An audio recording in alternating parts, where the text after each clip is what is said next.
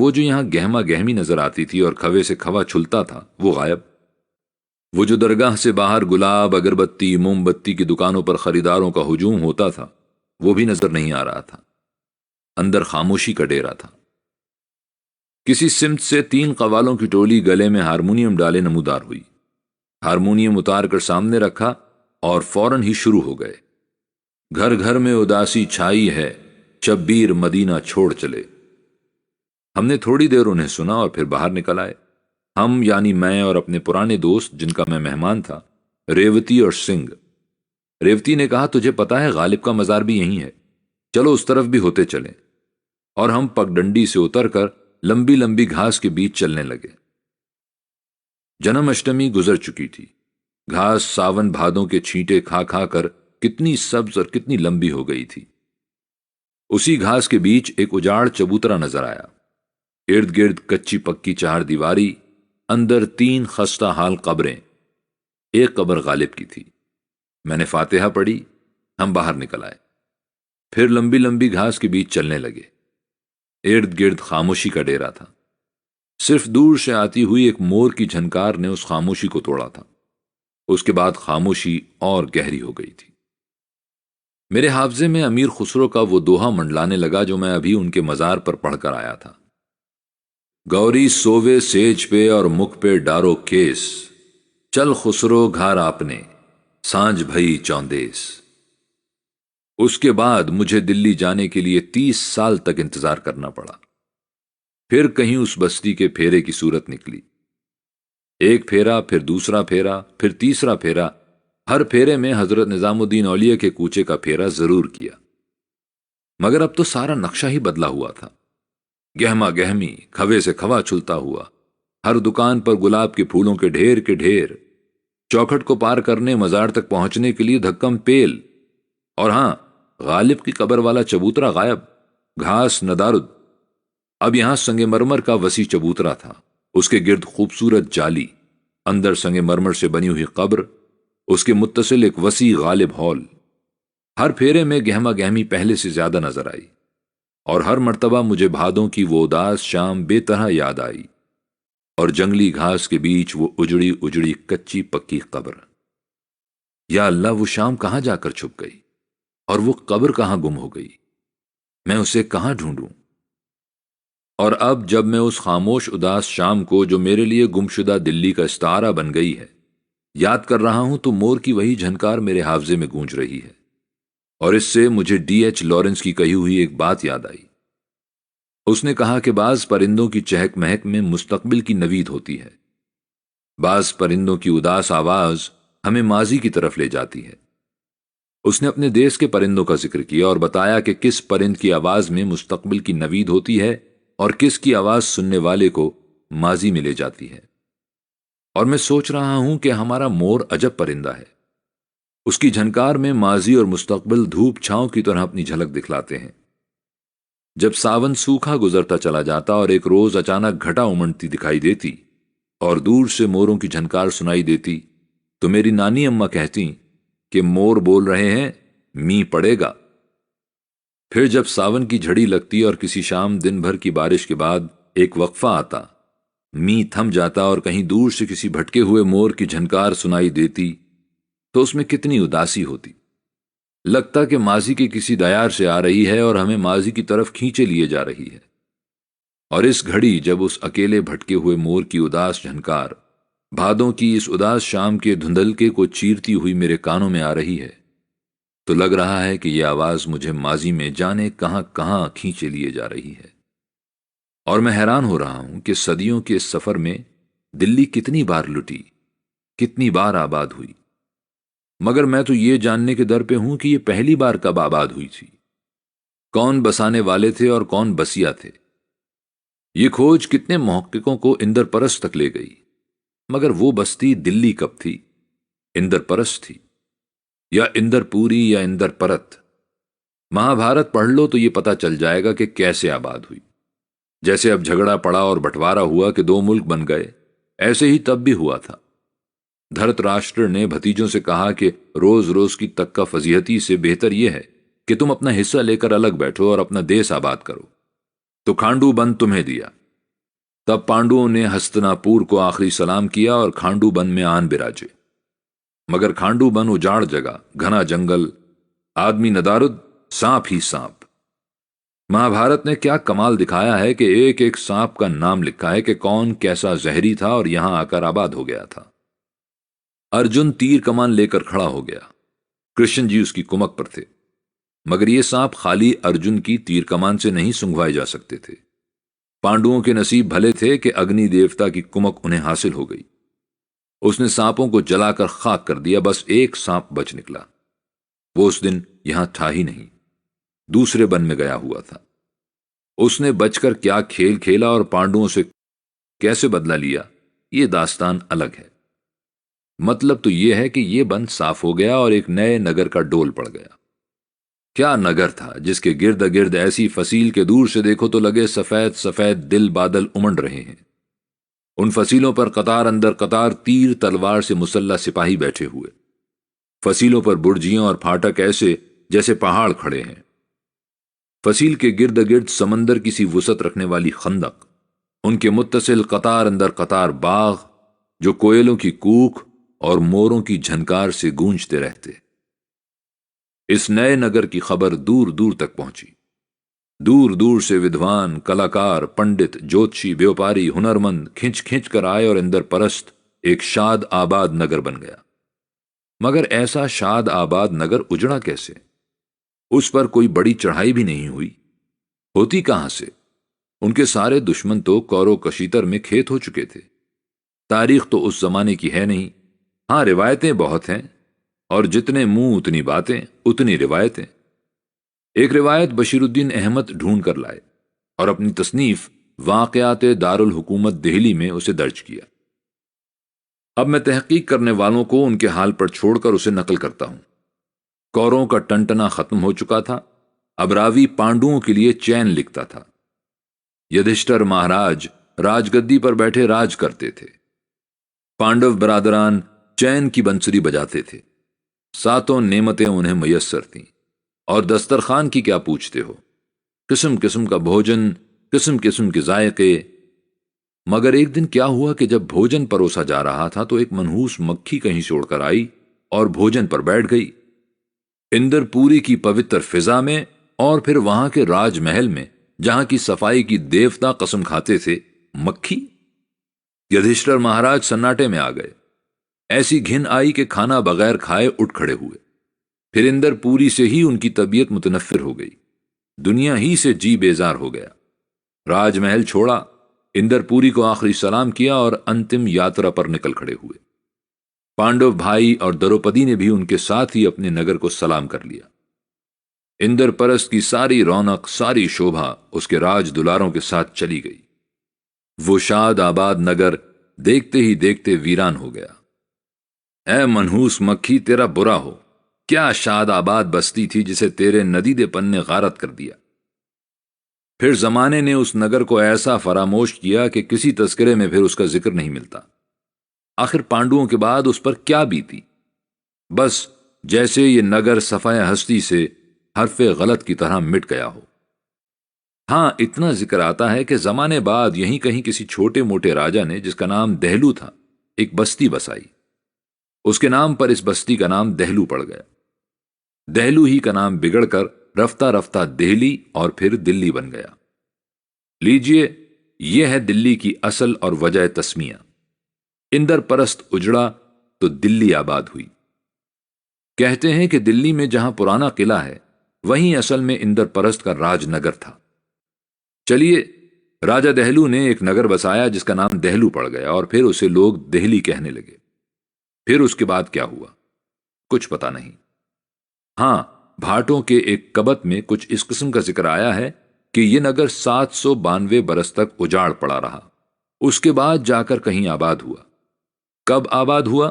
لیجئے، اب تاریخ بولتی ہے، اور یہ نگر گمنامی کے پردے سے نکلتا ہے۔ راجہ اننگ پال نے 1052 عیسوی میں اسے اپنی راجدھانی بنایا اور دھوم کے ساتھ آباد کیا، اور یہ وہ زمانہ ہے جب محمود غزنوی ہندوستان میں مار دھاڑ کر کے واپس جا چکا ہے، اور اب تمار خاندان کا راجہ اننگ پال سکھ کا سانس لیتا ہے۔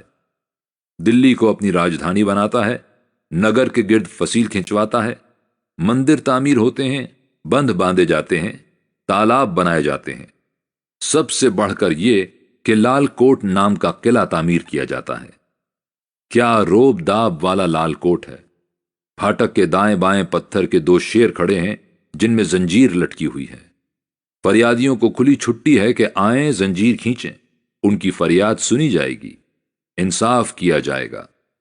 یہ تھی سرزمین ہند پر زنجیر عدل کی ابتدا۔ اننگ پال نے جانے کتنے برس تک راج کیا، بہرحال اس کی نسل خوب چلی اور تمار خاندان نے کم و بیش 100 برس تک بلا کھٹکے راج کیا۔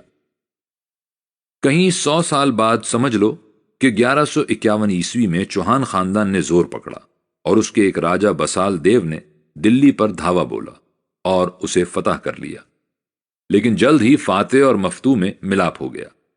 صلح اس شرط پر ہوئی کہ تمار کا راجہ چوہان خاندان کی راجکماری سے بیاہ کر لے، پھر اس سے جو بیٹا پیدا ہو وہ دلی کے تخت پہ بیٹھے۔ تو لیجئے بیاہ ہو گیا۔ جو بیٹا پیدا ہوا اس کا نام تھا پرتھی راج، یعنی بسال دیو کی بیٹی کا بیٹا۔ تمار اور چوہان دونوں خاندانوں کا نور نظر۔ بسال دیو کے بیٹا کوئی نہیں تھا، اس نے اس نواسے کو گود لے لیا، سو جب اس کی آنکھ بند ہونے لگی تو اس نے اپنے راج پاٹ کا وارث اسے ہی بنایا، یعنی دلی اور اجمیر دونوں کی راج گدیاں پرتھی راج عرف رائے پتھورا کے نصیب میں لکھی گئیں۔ تو صاحبو، رائے پتھورا کے نام کا ڈنکا بجتا ہے۔ 2 راجدھانیاں، ایک راجہ، اس کا ایک قدم اجمیر میں ہے، دوسرا قدم دلی میں، اور راج ہمالیہ پربت سے شروع ہو کر جنوب میں وندھیاچل کی پہاڑیوں اور نرمدا ندی پر جا کر ختم ہوتا ہے۔ اننگ پال کے لال کوٹ کو لوگ بھولے، اب راج پتھورا نے یہاں اپنا لال کوٹ اس شان سے کھڑا کیا ہے کہ 4 دانگ میں اس کی دھوم ہے۔ شہاب الدین غوری نے کس زور شور سے دھاوا بولا تھا، مگر رائے پتھورا سے منہ کی کھا کے گیا۔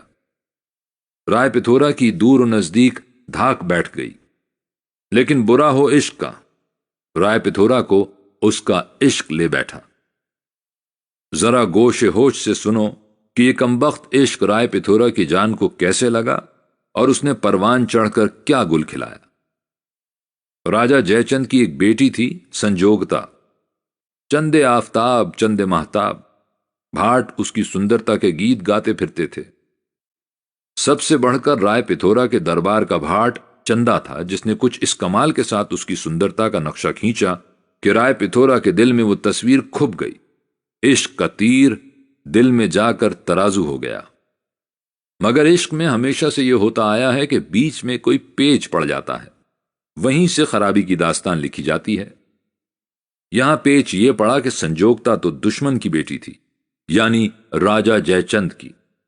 جے چند قنوج کا راجہ تھا اور رائے پتھورا کا حریف۔ وہ کیسے؟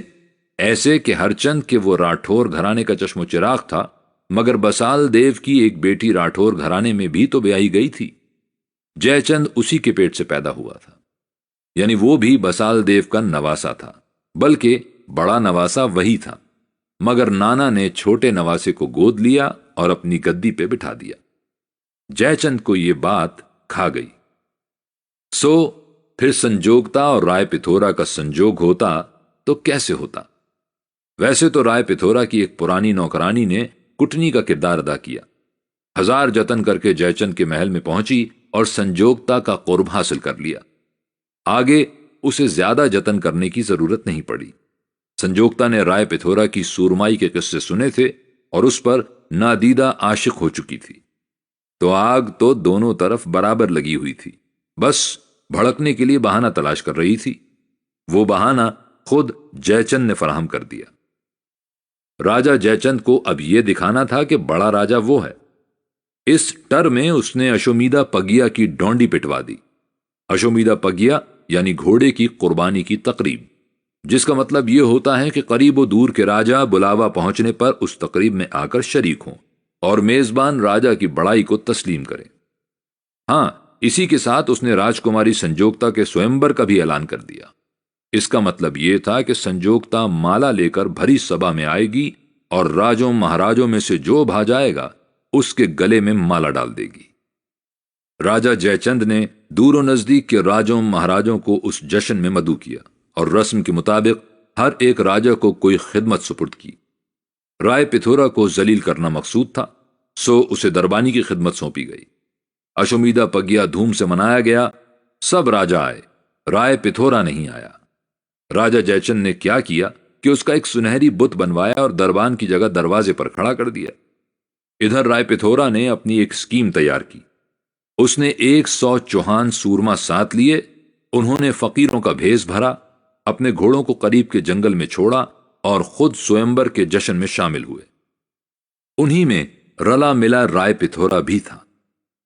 راجکماری سنجوگتا مالا لے کر سبھا میں آئی، ایک ایک راجہ کے پاس سے گزری، ایک ایک کی صورت دیکھی۔ جس صورت کو نگاہیں تلاش کر رہی تھیں وہ ندارد۔ جب دروازے کے قریب پہنچی اور رائے پتھورا کی مورتی پہ نظر گئی تو اس نے جے مالا جھٹ سے اس کے گلے میں ڈال دی۔ بس سبھا میں تہلکا پڑ گیا۔ ادھر رائے پتھورا نے جھرجھری لی، آگے آ کر سنجوگتا کی کلائی پکڑی، لپک جھپک باہر آیا، گھوڑے پر ساتھ بٹھایا اور یہ جا اور وہ جا، پیچھے پیچھے چوہان سورما۔ ادھر راٹھور سورماؤں کو ہوش آیا کہ یہ کیا ہو گیا، ان کی غیرت نے جوش مارا، گھوڑوں پہ بیٹھ تلواریں سونت تعاقب میں چلے۔ تھوڑی دور پہنچ کر جا لیا، خوب کھانڈ بجا، 9 نیزے پانی چڑھا، خون کی ندیاں بہہ گئیں، مگر رائے پٹھورا کے سامنے راٹھوروں کی کوئی پیش نہ گئی۔ مارتا کاٹتا وہ دلی جا پہنچا۔ جے چند کی کرکری ہو گئی، وہ تو انگاروں پہ لوٹنے لگا، اور اب اس نے شہاب الدین غوری کی طرف دیکھنا شروع کیا کہ دشمن کو نیچا دکھانے کی اسے یہی راہ نظر آئی۔ کیسا کٹھور باپ تھا، مطلق نہ سوچا کہ بیٹی کا گھر اجڑ جائے گا، اور کیسا ناعاقبت اندیش راجہ تھا کہ یہ نہ جانا کہ باہر والے کو ایک مرتبہ اندر آنے کی راہ مل گئی تو پھر وہ دلی اور اجمیر ہی تک کیوں قناعت کرے گا۔ غوری کو ایسا موقع خدا دے، اس نے تو پہلے ہی اپنی شکست کا بدلہ لینے کی ٹھانی ہوئی تھی۔ اب گھر کے ایک بھیدی سے شے ملی تو فوراً ہی اٹھ کھڑا ہوا، مگر ٹھہریے، اس بیچ ایک واقعہ اور بھی گزر گیا۔ مورخ تو اس واقعے کو کاہے کو تسلیم کریں گے؟ خیر، مورخ تو سنجوگتا سے عشق کو بھی کب خاطر میں لاتے ہیں، وہ تو واقعات کے حساب سے چلتے ہیں، مگر اس زمانے کی خلقت نے تو بہرحال اس عشق اور جو واردات اب میں بیان کرنے لگا ہوں دونوں ہی سے رائے پتھورا کی خرابی کو منسوب کیا تھا۔ تو واقعہ یوں بیان کیا جاتا ہے کہ رائے پتھورا نے خالی راجہ جے چند ہی سے دشمنی مول نہیں لی تھی، بیٹھے بٹھائے دھرتی کے راجہ باسک کو بھی اپنا دشمن بنا لیا۔ باسک ناگ شیش ناگ کا بھائی، ہندو دیو مالا کہتی ہے کہ وہ دھرتی کا راجہ ہے، مگر طبیعت میں قرار نہیں، دھرتی تلے گھومتا پھرتا ہے، آج یہاں ہے تو کل لہر کھا کے کہیں اور نکل گیا۔ اگر کسی راجہ کے محل تلے جا براجا تو سمجھ لو کہ اس راجہ کے راج کو 4 چاند لگ گئے۔ تو ہوا یوں کہ ایک دن دلی کے جوتشی دربار میں حاضر ہوئے اور ہاتھ جوڑ کر بولے کہ مہاراج، ہماری جوتش نے ہمیں بتایا ہے کہ ان دنوں راجہ باسک لال کوٹ تلے براجے ہوئے ہیں۔ کسی ترکیب سے اگر راجہ جی اسی استھان پر مستقل ٹک جائیں تو چوہانوں کے راج کو کوئی کھٹکا نہیں رہے گا، بس وہ سدا راج کریں گے۔ رائے پتھورا یہ سن کر خوش ہوا، پوچھا کہ پھر کوئی ترکیب بتاؤ۔ جوتشیوں نے کہا کہ ترکیب یہ ہے کہ لوہے کی ایک لمبی سی کیل بنواؤ اور اسے وہاں ٹھوکو جہاں راجہ باسک کا پھن ہے۔ پھن میں کیل گڑ گئی تو پھر راجہ باسک کیسے سرکیں گے اور کہاں جائیں گے؟ رائے پتھورا کو یہ ترکیب پسند آئی، جھٹ پٹ لوہے کی ایک کیل بنوائی گئی۔ کیل کیا تھی؟ اچھی خاصی لوہے کی ایک لاٹھ تھی۔ جوتشیوں نے حساب کر کے اس جگہ کا تعین کیا جہاں راجہ باسک کا پھن تھا اور کیل گڑوا دی۔ جوتشی تو کیل گڑوا کے نشچنت ہو گئے، مگر رائے پتھورا کو بہت بے قراری تھی کہ کیل پھن میں گڑی بھی ہے یا نہیں۔ اس نے کیل کو اکھڑوانے کا حکم دیا کہ اسے دیکھ کر اطمینان کر لیا جائے کہ پھن کی زد میں آیا بھی ہے۔ کیل جب اکھاڑ کر دیکھی گئی تو اس کی نوک خونم خون نظر آئی۔ رائے پتھورا نے حکم دیا کہ فوراً اسے اسی جگہ گاڑ دیا جائے کہ یہ تو سیدھی پھن میں جا کر گڑ گئی تھی، مگر جوتشیوں نے سر پیٹ لیا کہ مہاراج آپ نے کیا غضب کیا، اور اب کیل گڑوانے سے کیا ہوگا؟ راجہ باسک تو اتنی دیر میں لہر کھا کر کہیں آگے نکل گئے ہوں گے۔ اور اب سنو کہ شہاب الدین غوری ادھر غزنی سے آندھی دھاندھی چلا اور مارا مار کرتا ہوا چوہان راج کی سرحد پر آن دھمکا۔ ادھر رائے پتھورا محل میں سنجوگتا کے ساتھ